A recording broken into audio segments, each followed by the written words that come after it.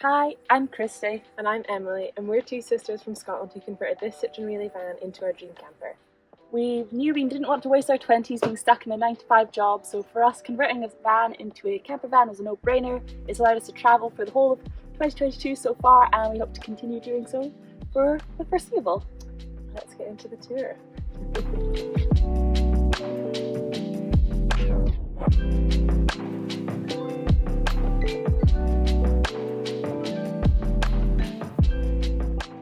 A question that everyone always does ask us is, why van life? We just felt like it really suited us. We've always loved to travel. We discovered the kind of whole van life world and community maybe early 2020, and we knew immediately that it would suit us right away.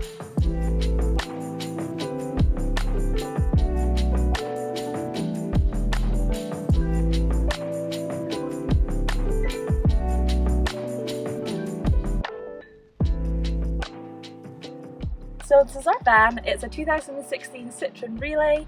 It had 110,000 miles when we bought it, and we got it for £8,000 back in August of 2020.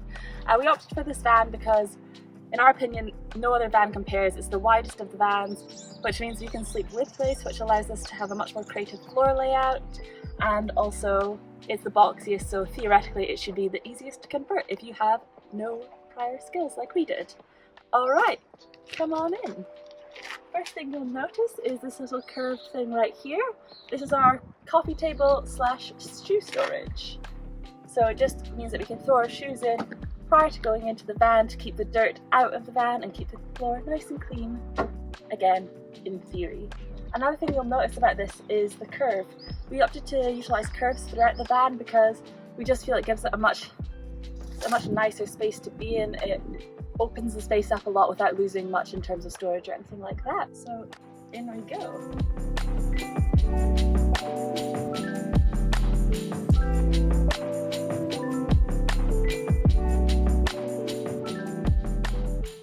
So this is our living room. As you can see, it doesn't have like the typical feel of a van. It's quite modern, very girly. There's a lot of pink and some fun artwork. We really wanted like a mid-century modern Palm Springs vibe, so that's what we're going for with the decor throughout. Again, you might notice we don't actually have like tongue and groove roof or walls because we really wanted to have the feel of like a modern apartment. We don't want to feel like we're living in a cabin or a chalet. We just think it gives a much more professional finish. One of the most hotly contested things about our van is the choice we made to keep the bulkhead in. For us, it was a no-brainer. We knew we didn't want the driving space to intrude on our living space. We wanted it to have a feel of like a small apartment, somewhere a lot more comfortable. I know people think it's like a safety concern, but so far we haven't had any issues, so just don't worry about us. And for everyone who's going to suggest cutting a little hole, it's literally impossible. We've got a metal bulkhead and then the wooden bulkhead. It's just not going to happen, but thanks for your input. Okie dokie, if you want to come on in, we have our sofa. This sofa here is probably one of the most signature things in our van. It's pink velvet and it's a camel tactic sofa, completely handmade by Emily.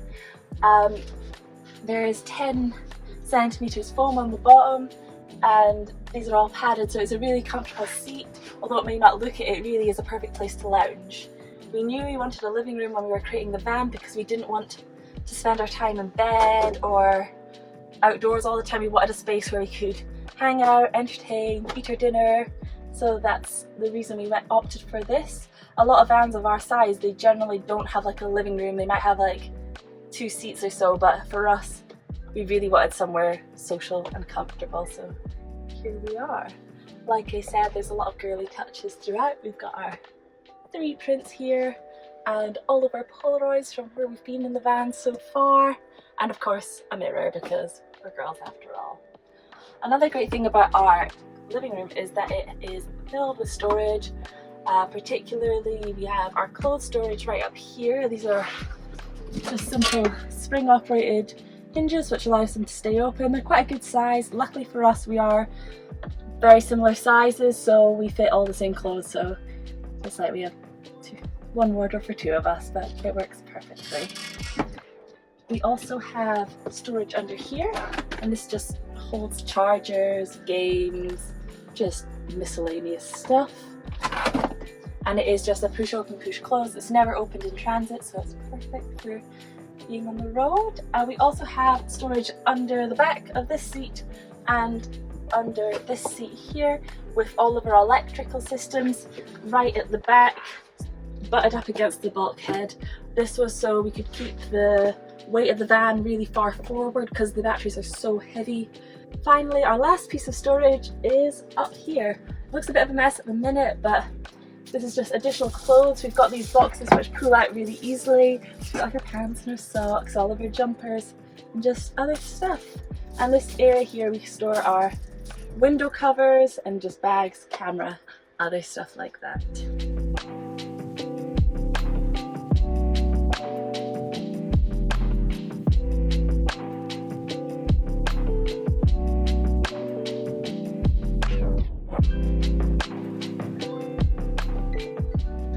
So this is the kitchen in our van. It's not the biggest kitchen you've ever seen, but it's more than enough for what we need. It's just under 1.5 meters long, and it's full depth, so that's the same you would find in a home, so it's about 600 millimeters deep.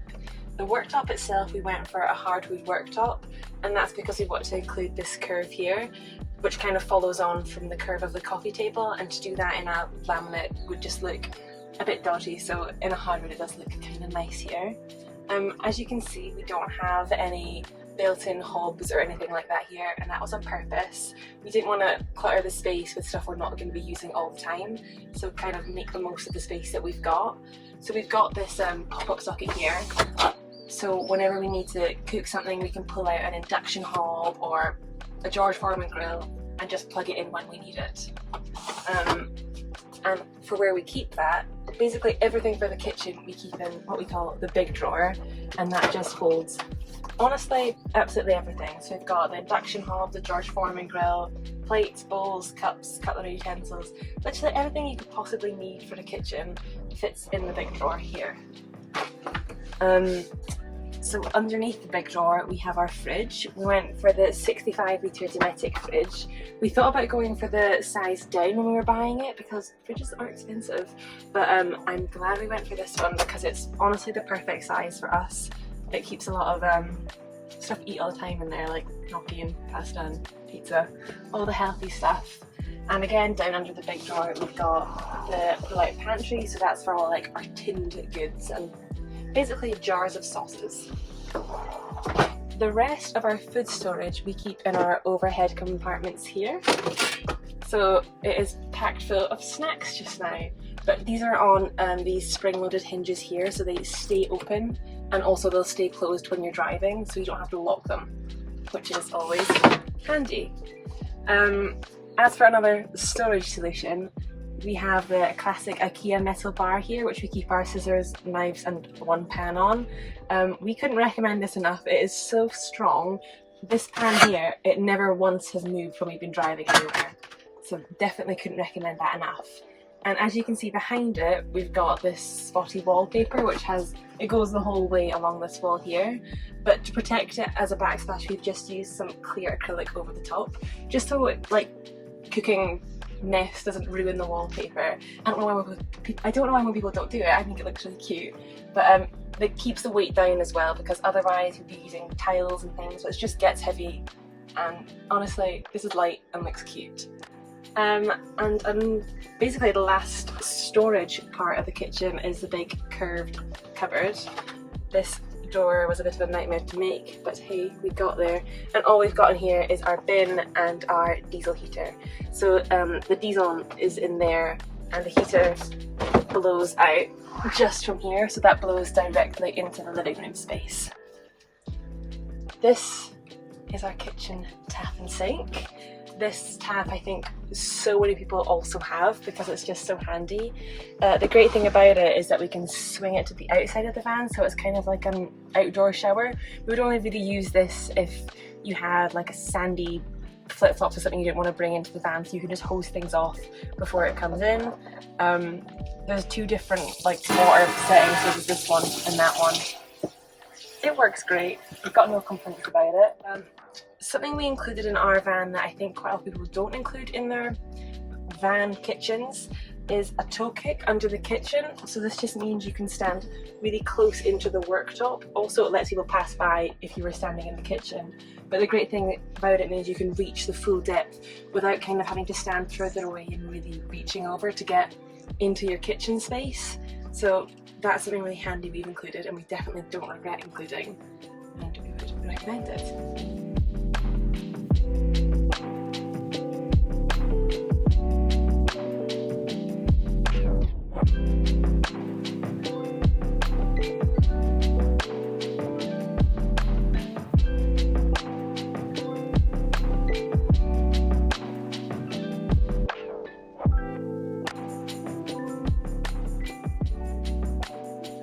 When designing the van, we knew that having a shower would be essential to us. We didn't want to be in a position where we felt dirty or that we couldn't have a wash, so that is why we have a shower. It's the smallest shower tray you can buy online. I think it's about under 60 centimeters squared in terms of size, so it's perfect for us, especially if you just for what we're going to be using it for, just a quick wash.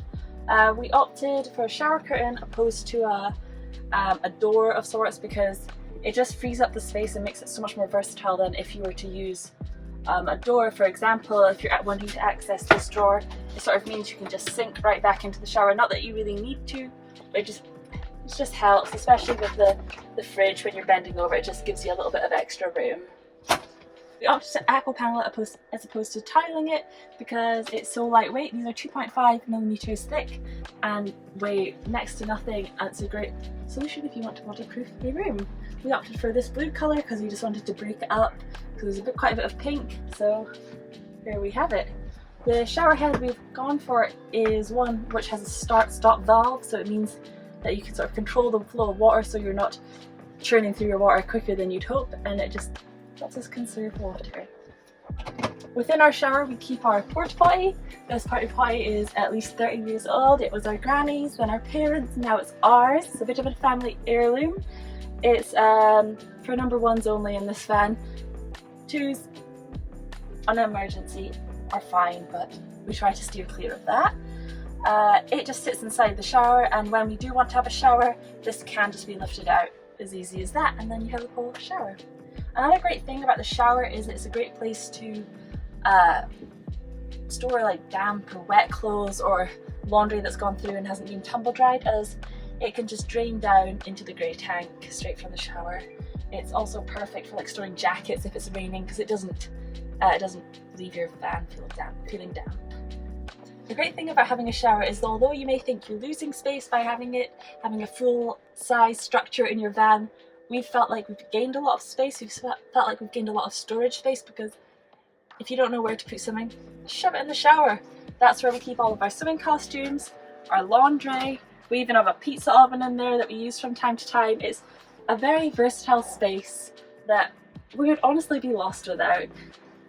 Another thing we considered when building the van is the placement of this Max Air Fan Deluxe. We knew we were going to install one of them. We thought about two, but realistically, due to the placement of our solar panels, one was the amount we could have.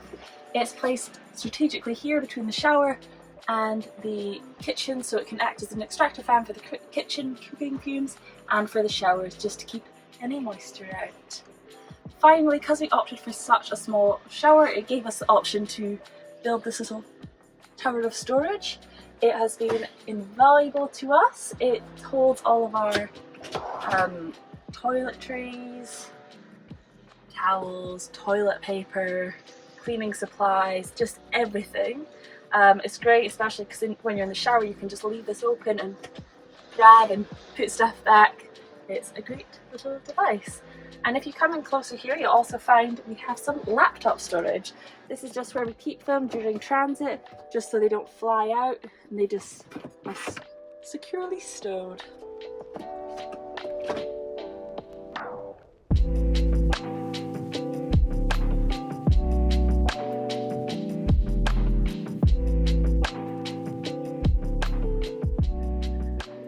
favourite things about our van, and a lot of people comment on, is our bunk beds. As we're sisters, we knew we didn't want to sleep in the same bed as each other, so this was the best possible solution for us.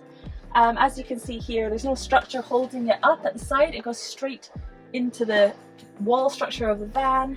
And I feel like it gives the illusion of it floating, which we absolutely love. This is achieved by using Scorva mid beams from IKEA. Essentially, they're really lightweight aluminium beams that are adjustable to the length of your van, and you can just hook it in and they're ready to go. They're perfect if anyone's wanting to make a bed.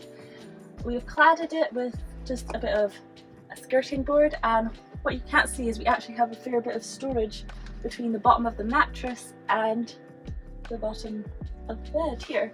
So we keep our suitcases there, our lightweight foldable suitcases. Like I mentioned previously, we chose the Citroen Relay because we loved how wide it was.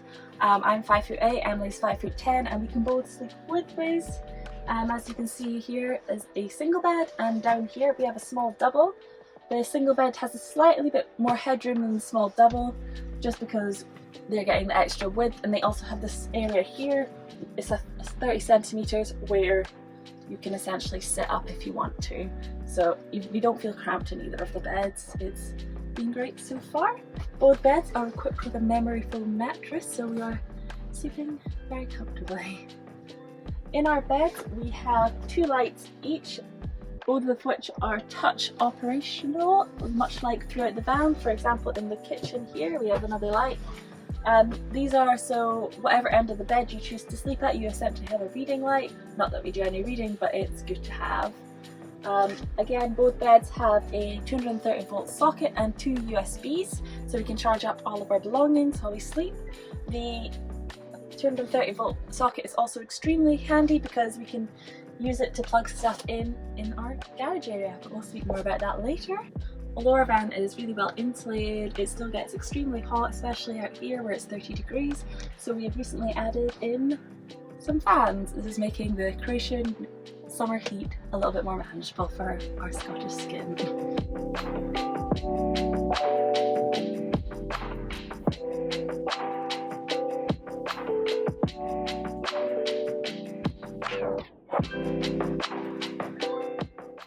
Welcome to the back of our van, and perhaps the most exciting part of our van, the picnic benches.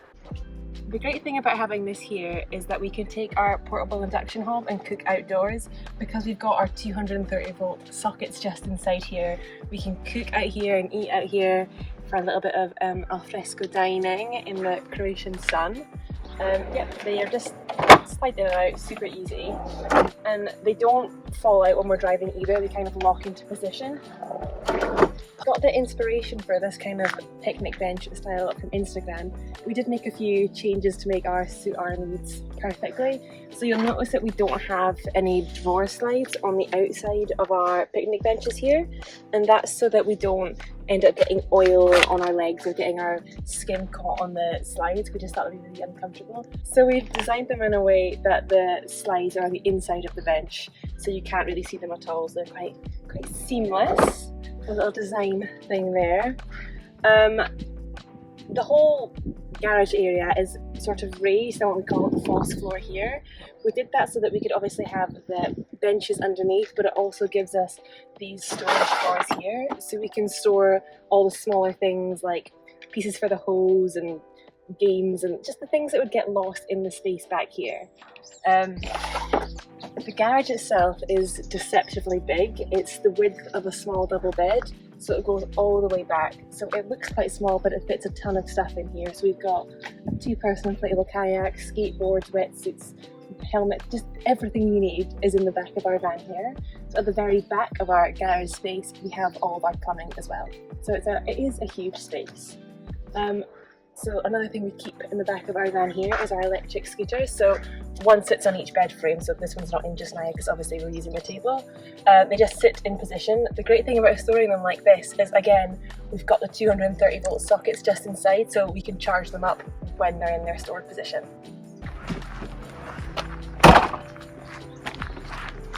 The final thing we have on the back of our van is our bike rack here. We went for the Feel Elite Van XT bike rack, so that just carries both the bikes on one back door, so we can operate the back door as normal. It does everything we could possibly need it to, so yeah, it carries both our bikes and it locks them both in position here so no one can just take them off when we're not around. And it works a charm.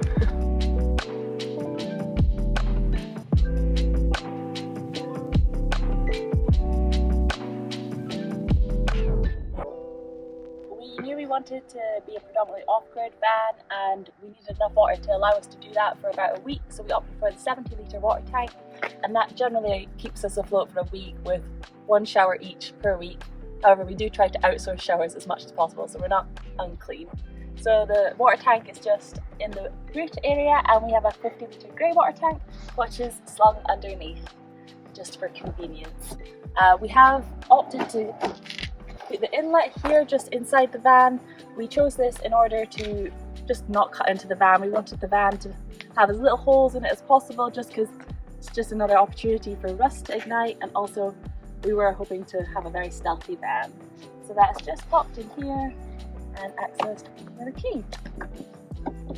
Another thing about our van is we do have hot water. This is a completely electric system. We opted for a 10-litre Propex electric water heater, and it was cheap and it does the job phenomenally. We absolutely love it.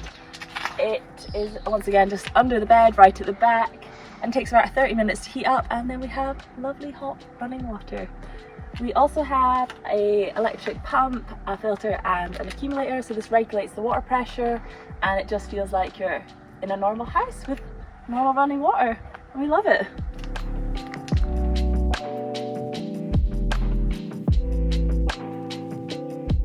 People often ask us about the electrical system in our van. I know it's something everyone is always interested in the van build phase. So we opted to go for completely electric and no gas whatsoever because we just felt like more could go wrong with gas. It's harder to install and it just felt more dangerous, so we went fully electric.